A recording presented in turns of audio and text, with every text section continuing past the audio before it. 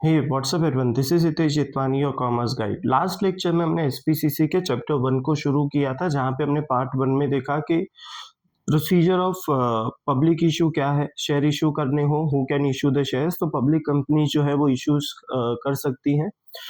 उसके बाद हमने प्रोसेस शुरू करी थी, जिसमें हमने ये भी देखा था कि the company has to open a bank account. ASBA process के थ्रू जो है वो अमाउंट डिडक्ट करी जाएगी। Company has to open escrow account, ये हमने देख लिया था। Then it was about receiving application, classification of applications and share allotment and share statement of share allotment, share certificate के बारे में देखा था। आज हम चैप्टर शुरू करते हैं पार्ट 2 यहाँ से, the procedure of share allotment. जो प्रोसीजर है वो कैसे होती है, what are the different steps of issuing the shares. तो चलिए शुरू करते हैं। Now share allotment, allocation of shares issued among the application received from the general public against the shares offered for the subscription and crediting the shares allotted to the demat account. जब भी आपको shares दिए जाएंगे, shares once the shares are allotted, वो आपके जब तक demat account में नहीं आते तब तक प्रोसेस कंप्लीट नहीं होती है। तो आपके डीमैट अकाउंट में ऐड करने से लेके वहां से शुरुआत होती है process. The procedure of share allotment क्या है, देखो अब मैं आपको कीवर्ड्स बताऊंगा कि ये चैप्टर को कैसे याद रखें। तो पहला जो स्टेप होगा प्रोसीजर में, बच्चों देखो कहीं पे भी हमें स्टेप्स जो हैं वो ऊपर नीचे नहीं करने। इट इज मैंडेटरी कि हम स्टेप्स को ध्यान से समझें। तो पहला जो स्टेप है, receiving the share application and blocking the application amount in the bank account. सबसे पहला स्टेप रहेगा, the company has to start receiving the application. ASBA process के थ्रू आपके अमाउंट को ब्लॉक करेंगे और उनके एस्क्रो अकाउंट में पैसे डाले जाएंगे। Second, uploading the details of share application received, मतलब जिन जिन एप्लीकेशंस जो एप्लीकेशंस आई हैं, those who have applied for the shares, उनके नाम, उनके bid amount, total number of amount, bid amount क्या था, वो सारी चीजें यहाँ पे मेंशन करी जाती है। They upload the details on that data. Third one, details of application received are send by the syndicate members to the company registrar. अब ये जो डेटा अपलोड करा गया है, इस डेटा को हम प्रिपेयर करके सिंडिकेट मेंबर जो है वो कंपनी रजिस्ट्रार को भेजेगा।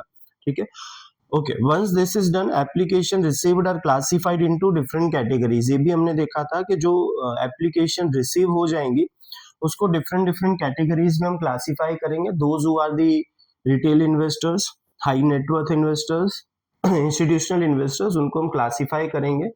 Okay, basis of allotment of the application of various categories of investors is decided jointly by the registrar to the issue, lead manager, syndicate member, company secretary, ये लोग साथ में मिलकर डिसाइड करते हैं कि what will be the process of allotment।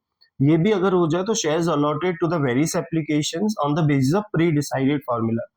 बच्चों एक चीज का हमें ध्यान रखना है कि जो एप्लीकेशंस रिसीव करी जाएंगी, फिर अलॉटमेंट दिया जाएगा, ओवर सब्सक्रिप्शन आता है तो कैसे अलॉटमेंट होगा, तो उसके लिए प्री डिसाइडेड फॉर्मूला होता है। कंपनी जो है वो शेयर इशू करने से पहले ही ये चीज डिसाइड करके रखती है।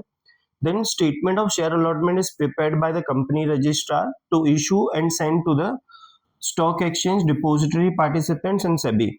शेयर अलॉटमेंट हो जाए, उसका लिस्टिंग होगा, लिस्टिंग होने के टाइम पे आपके डीमैट अकाउंट में जो शेयर्स है वो क्रेडिट करे जाएंगे। तो जो डेटा है वो हम भेजेंगे स्टॉक एक्सचेंज को, डिपोजिटरी पार्टिसिपेंट और सेबी को। Shares are credited to demat account, वो शेयर्स आपके डीमैट अकाउंट में क्रेडिट कर दिए जाएंगे and here the process ends. Once the shares are credited in your demat account, वहां पे जो है वो प्रोसेस एंड हो जाएगी। The whole procedure should be completed within 10 to 15 days, so that means 10 working days आते हैं बेटा इसके अंदर। सबसे इंपॉर्टेंट क्वेश्चन है कि what are the legal provisions for the issuing the shares. Legal provisions क्या क्या रहेंगे, तो चलिए शुरू करते हैं। पहला लीगल प्रोविजन जो है, company can not issue the shares at discount in a public issue. IPO जब भी इशू करा जाएगा, कंपनी शुड मेक श्योर कि वो जो शेयर्स है वो डिस्काउंट रेट पे इशू नहीं कर सकते। They can issue at premium या एट पार, वो शेयर को अपनी ओरिजिनल प्राइस पे इशू कर सकता है, या तो वो शेयर्स को उसके प्रीमियम पे इशू कर सकते हैं, but company can not issue the shares on discount. Second, 10% shares, minimum 10% shares should be given to the retail investors, ये भी ध्यान रखना है। Apart from this you can give shares to directors, you can give shares as a bonus as well, you can give shares to the private placement as well, but 10% shares minimum हमें किसको देने होता है, to the retail investors हमें देना पड़ेगा। All type of investors have to make application through ASBA process only. ये जो प्रोसेस होगी ये असबा के थ्रू ही करी जाएगी, असबा के अलावा कोई और प्रोसीजर नहीं है शेयर के लिए। Entire process of public issue should be completed within 10 days. ये बेटा 10 वर्किंग डेज है शेयर एप्लीकेशन रिसीव करने से लेके आपके डीमैट अकाउंट में शेयर्स को क्रेडिट करने तक और शेयर सर्टिफिकेट रिसीव करने तक की पूरी procedure it must be completed within 10 days. Demat account is compulsory for applying for the shares. ये हम जानते हैं बेटा, जब से डीमैटेरियलाइजेशन ऑफ शेयर्स हो चुका है, it is mandatory that everyone should have demat account. 90% minimum subscription आना जरूरी है। 90% एप्लीकेशंस आएंगी तो ही company can issue the shares, otherwise company has to return और they can have the options for underwriter as well. वो मैं आपको बाद में बता देता हूँ बेटा। फिर company is required to issue shares through the book building process. Book building मतलब टू कीप द डेटा ध्यान रखना पड़ेगा। जैसे अभी जैसे हमने देखा कि uploading data, it is mandatory to upload the datas and this data must be sent to the company registrar stock exchange, उनको भेजा जाएगा। If the shares are issued at fixed price decided in advance, the company must get prospectus sanctioned by the SEBI. Prospectus invitation document होता है जहाँ पे जब आप कोई भी सिक्योरिटीज इशू करते हो, it is mandatory you must issue the prospectus. Then अगर कंपनी शेयर्स को EMI पे इशू कर रही है, ठीक है, तो इट इज मैंडेटरी कि वो जो भी अमाउंट है शेयर के उसका 5% जो है फेस वैल्यू का 5% जो है वो एप्लीकेशन अमाउंट में रिसीव कर ले। It is mandatory. A minimum of 5% of face value of shares or the amount decided by SEBI must be called up as a share application money.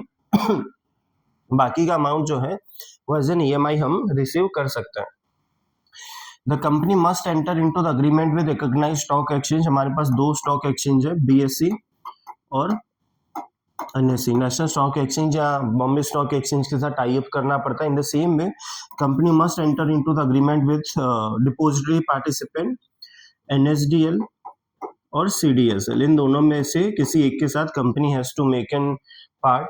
Minimum subscription अगर मिलता है तो क्या होगा, अगर नहीं मिलता है तो क्या होगा, वो इफेक्ट आपको पहले से ही प्रोस्पेक्टस में मेंशन करनी पड़ेगी। The company must have minimum net worth. The best part is कि मिनिमम नेटवर्थ का जो नंबर है यहाँ पे कोई गिवन नहीं है, because that varies company to company और टाइम बिंग में ये चेंज होता रहता है। And the last one, if the promoters have purchase the shares, ये प्रमोटर्स जो है वो लॉक इन पीरियड में ऐड होंगे। लॉक इन पीरियड मतलब there would be a specific time, maybe a 6 months or 1 year. Till that time the promoters cannot sell the shares in the market. ठीक है, सो यहाँ तक हम पार्ट 2 कंप्लीट करते हैं। पार्ट 3 में हम इरेगुलर और इलीगल शेयर्स को पढ़ेंगे कि what are the irregular shares and illegal shares. कोई भी डाउट हो बेटा इस पार्ट में तो मेक श्योर कमेंट कर लेना, हम इसके ऊपर बिल्कुल वीडियो बना लेंगे। जाते जाते सब्सक्राइब करते हुए जाना, लाइक करते हुए जाना। Thank you so much, have a nice day.